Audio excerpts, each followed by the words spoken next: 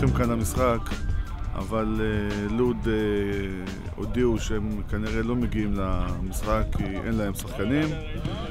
הניסיון שלנו הוא לתפוס את יושב ראש, את סוסו, יושב ראש של לוד, עלו בתוהו, לא הצלחנו לתפוס אותו, גם שיחה עם ההתאחדות, הודיעו לנו שלא הצלחנו לתפוס אותו, יצרנו קשר עם אחד השחקנים, כרגע אין משחק. עד 3. לא, ב3 הוא צריך להרים טלפון להתאחדות, לשאול אותו מה, כמה ואיך. הוא לא הצליח לתפוס את סוסו.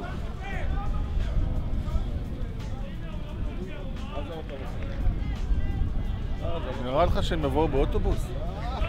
בקושי יש להם כסף בשביל לחמניה. עוד כמה זמן?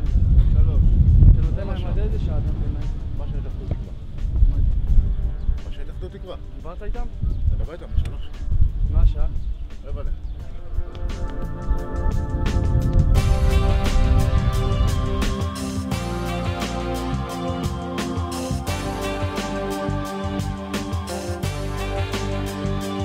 כיוון שקבוצה בליגה א' לא מופיעה. שיקבלו את ההחלטות האלה קודם ויכינו את הקבוצות. אכפת לי מי, ששתיהם יפסידו. זה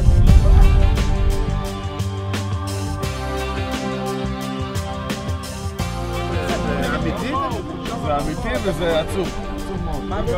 משחק נגד מי? שוברים הנקודות.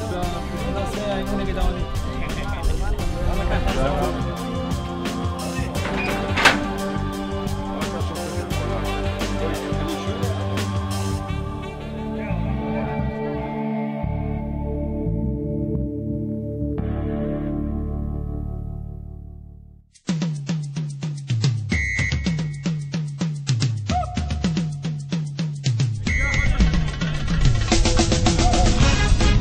עכשיו יהיו לו תמונות, מה שלא היה לו עד עכשיו.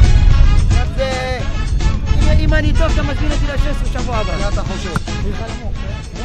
אני לא מאמין, צלם אותי. לא, התערבות איתך, זאת שערי. אני נגד שערי. אני נגדך. קהל, שוטרים, כסף בוזבז פה. אבל לא נורא, זה חלק מהפן עכשיו. טוב, זה גביע אליפות, וזה לא דברים סתם, זה משחק חם וזה רציני, שמחה גד גם משחק, ותראו מה עולה יהיה, תראו מה זה. לנצח ואיך לא להפסיד, רציתי להיות אלופה על הלאה, טוב, בר, בלי טקטיקה, רק כזה, הופה. היו שרים. משחק, אתה מפריע לי. מאמן שזה, מאמן שיש.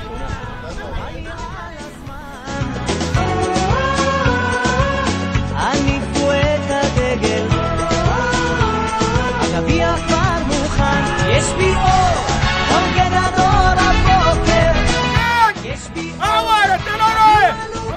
אופסייד ברור! יש בי אור, אני תמיד בחושר, תנו כבוד למלך המגרש.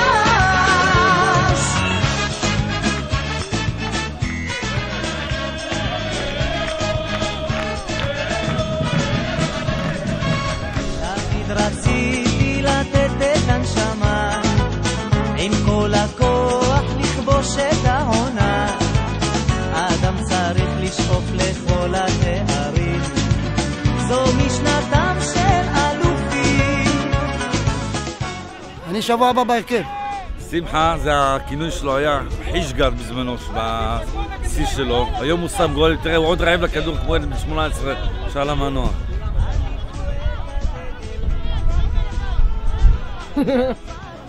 שמחה גד, אתה רואה איזה שחקן, איזה נגיעה בכדור, איך האוהדים רודפים אחריו, שמים לו שרו לשמחה גד. זה שחקן חביב, געגעים אליו. אני חושב תחתים אותו שנה הבאה. יקר. יאללה שמחה!